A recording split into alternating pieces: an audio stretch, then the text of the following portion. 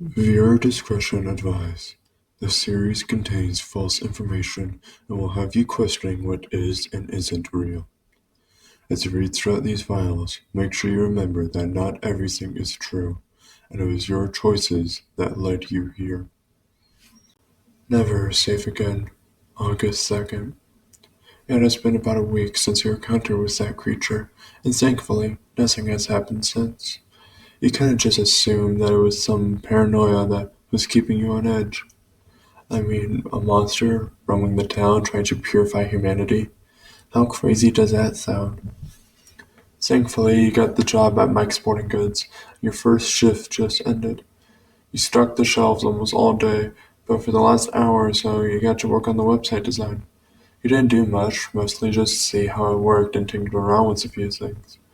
It's finally time for you to clock out. You begin to drive home. It's a little after dark, but the street lamps manage to illuminate the road. You pull into the driveway and enter your house. You shut the door behind you and stretch your arms up. Good to be home. Max, a voice whispers behind you. Jesus! You jump forward and whip it around in the same motion. You raise your hands ready to fight and see the creature from a week ago standing there. I was hoping that it was just a messed up dream, you pout. Information. The creature holds up some files. Thanks. You take it hesitantly and look inside. Some papers are stapled together, a series of 7 of them. You don't read them, just look them over and don't know what any of it is. What is this? Everything leading up to now. All the important things leading up to now. The creature's body deforms and becomes a person from earlier. Do you expect me to read all of this? You hold up the file. Yes. Ugh. You groan. You decided to just set the mood at least by getting your fireplace burning before reading through them. It took about 2 hours to read all of it. It could have been an hour and a half, but you got distracted at one point. Once you are finished, you place the files on the table. All I've gotten from this is that you are a merciless murderer. And why is it written like this? Half of this stuff just doesn't make sense. Like in your 6 file, all the things the police are doing wouldn't work. The entire police force would have known about you, not just 2 random cops. That is the information you will receive.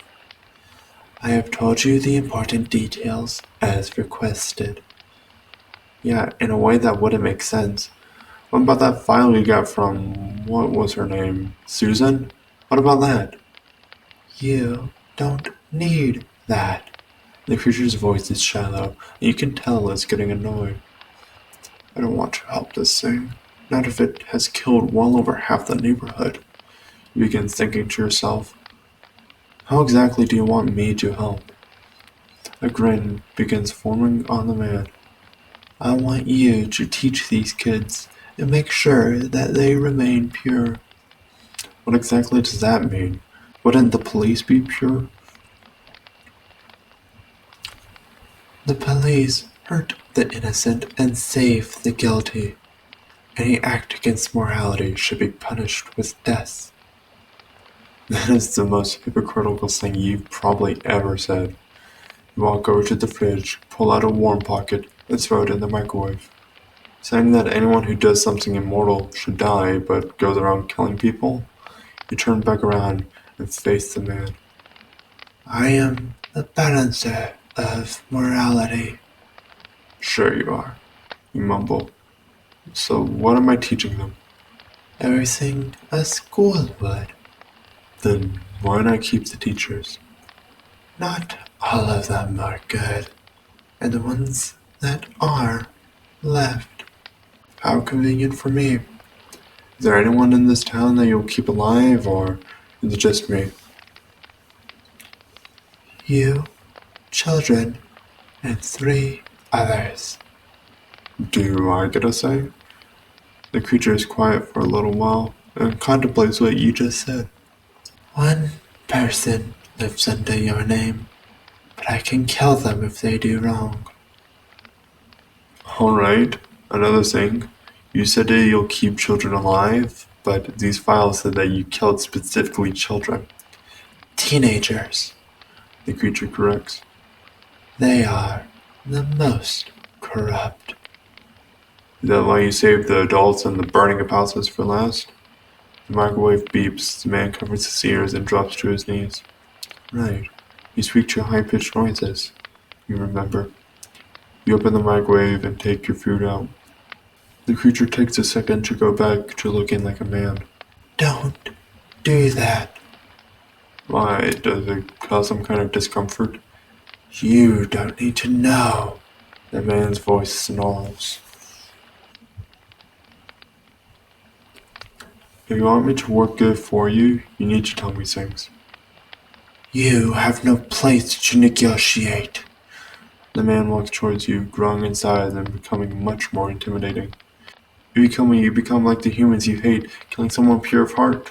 You say in a desperate attempt, you don't want to die like this. The creature looms over you, then changes back. You are far from pure of heart. Then why keep me around? You won't taint the pure. You aren't pure, but at least you won't hurt the ones that are.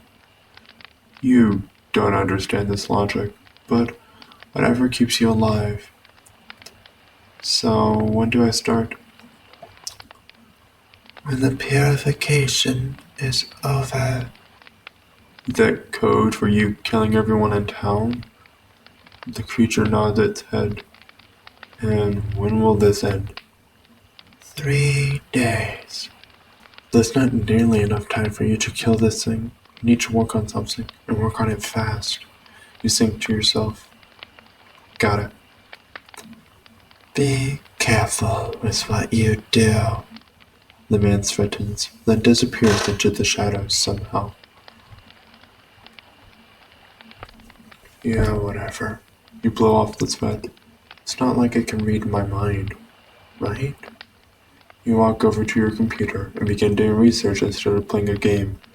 It said that it's like a skinwalker and more, so you begin your research there. The only way to kill it is not easy for you to do in a few days. You have to get bullets dipped in white ash, whatever that is, or get a shaman to return the evil to them. Just great. You mumble to yourself. You check your watch and it's getting late, so you head to bed and fall asleep. Your drive to work the next morning was the same as yesterday. You walked in through the front door. Morning, Max. One of your coworkers calls out. Morning. You say it back. You haven't fully memorized everyone's names, but that doesn't matter if they die in 2 days. Do you know where our boss is? He's not here. Despite just getting the job, you were told that your boss was always there on time and never once missed a day without letting someone know in advance. Should we give him a call? I'm sure it's fine. Your coworker is very hesitant about that and does not sound confident in their words. I'll call him just to make sure. You dial his number, but it goes to voicemail. Could we go visit his house or something to make sure he's alright? You don't really care if he is fine, you just don't want to work right now. I think his address is in the office, but there isn't any real point in it. Your coworker still sounds hesitant. Is there something I don't know that you do? You push her. The monster could have gotten him. You didn't think about this, but it makes sense. All of his kills have been on a Saturday. That means we should go see him now, right? I'm not going. I like living, thank you. Your coworker is a coward. Reasonable, but a coward. Just give me his address then. Fine. You follow your coworker to the office as they search through files, then write down the address for you. Be careful. I'll try. You take the paper, get in your car, and drive off. You knock on the door of your boss's house and it creaks open. Hey Jerry, you here? You call out in hopes that you won't have to go in. Sadly, you don't get an answer and walk in. I'm coming in. It's good. You came, Max. Jerry's voice echoes from behind you, and the door slams shut. I've been waiting. As you turn around, you see your boss standing there, but something about him seems off. His white eyes. Did you have to kill my boss? You shout in distress. He was too close to you. Because he's my boss, you shout. He was going to die on the day of the purification. Why are you so concerned about this? The creature walks to you at the same pace as you back up. Because until then, I would like to have some sort of money. Then, next time, don't think about my death. The creature appears in front of you all of a sudden and grabs you by the neck, no longer looking like Jerry. His white eyes glow with fury, and the smile makes the situation a lot scarier. What are you talking about? You say with the last remaining breath you have. I am showing mercy. Don't make me regret it. The creature throws you against a wall, shaking the house. The lights flicker on as the creature disappears, and you cough, trying to regain some air in your lungs. I'm taking the day off, you say once you can talk. You're unsure who you are saying that to. You leave the house and go to the instrument store. You grab some speakers, choose party speakers to be specific, and an electric guitar. All of this has now cost you the rest of the money you had saved, but it will be very much needed in the upcoming hours. You drive back home as the rain begins to fall. Once home, you set up the speakers and detune the guitar so that the thing sounds horrible. As a kid, you used to play some guitar. Most of it is forgotten now, though. You would have bought some infrared cameras or something, but your wallet is empty and you're pretty sure that your mother wouldn't give you some extra cash or something that would seem pointless to her. You walk into your room, boot up the computer, and begin typing on a new Giggle document. You spend the rest of the night typing word for word what the monster has in the files, despite most of it not making sense. You even put in what you remember from the first 2 days you were in this hell. As you finish, you check your watch. It's almost 11, just when the creature makes his kills. You make sure that everything is ready and wait at your computer until it arrives.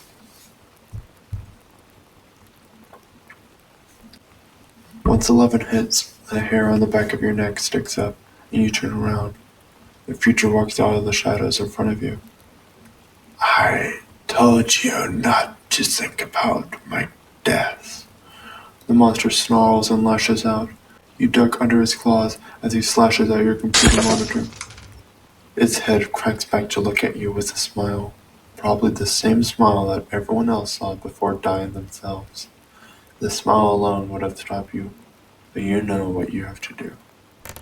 Rush out of your room and into the living room where you have the speakers set up. You grab the guitar and turn around, but the monster is nowhere to be seen. You have nowhere to go. I offered you a pure world, Max. The monster's voice echoes around you. What you offered was sick. You turn around, staying aware of everything near you. You only have one shot at killing this. You could have lived on top of the world. Newsflash, pal. I didn't think it's worth a full ton of mortal lives just to have power. Oh, but I did. The creature's voice changed, and out walks someone. It takes you a second to recognize who it is. No, it can't be. You stutter and drop the guitar. You back up, and as the monster walks closer, you see your childhood friend, Ace. I saw you die. Max, please don't run from me again. You think I ran from you? You left me when I needed you the most. Ace begins to cry, something you have a hard time remembering ever happening. You tried to kill yourself. You tried killing us both. You feel a single tear roll down your cheek. Right after high school graduation, you and Ace went on a joyride. You were both so excited that you were finally done with school, but as you drove over a bridge, Ace began talking about how he doesn't know what to do with his life now, and how he hasn't seen the point of living for the past few years. That's when he took a sudden jerk to the right, disregarding that you were in the car with him. You panicked and opened a door before the car hit the water, and by the time the car was submerged, you were out. But Ace never made out with you. You felt isolated and depressed, unable to do anything until a few weeks ago, when your mom forced you out. Never would you have thought that this is where it would end. You were lost in thought, and at that time Ace was now inches from your face, tears no longer running across his face, and a grin was spreading. You could have saved me, but you left me to die. Now you will suffer the same fate. Ace jabs forward, but instead of a hand hitting you, it's a claw. You look down, and it's the hand of the monster pierced through you. It takes it out, and you fall to the ground. The monster begins cackling as you try to stop the blood from coming out. You look at it and see it looming over you, unable to control its laughter, something that didn't seem to show in the files he gave you. You look around and try to find a way out. You spot the guitar on the ground and begin crawling towards it. Where are you going? His voice is no longer creepy and menacing, but like one of those killer clowns. He stabs through the heel of your foot, practically tearing it off. Gah! You cry out in pain. Don't look at it. You think to yourself, must get to the guitar. Your mind is running faster than it has before, and despite the weakened state, you feel a powerful urge to keep moving. The guitar is right there, only an inch away. You just need to get ever so close. I'm sorry, Max, but you aren't going anywhere.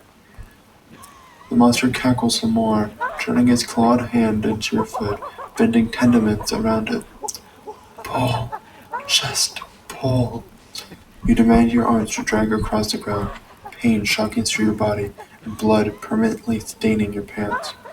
You feel your foot go numb, or maybe it's no longer attached. You suddenly burst forward and into the guitar. You look back and see that your foot stayed behind, but that doesn't matter right now. The creature is still smiling, his head crooked to the left. See you in hell, hussy, you say cold-heartedly as you play the highest pitch chord on the guitar. E4. It was how you tuned it. The entire house, and probably the street too, is filled with a high-pitched screech. Glass flies from the windows and slices your skin. Before passing out, from the blood loss or the noise damage or anything else that has happened in the last 10 minutes of your life, you get to see the smile of the creature grow as it stands there, unfazed. Dread fills you as the monster walks closer. The noise still echoes in your ears, and when it stops, the monster is next to you, leaning over towards your ear.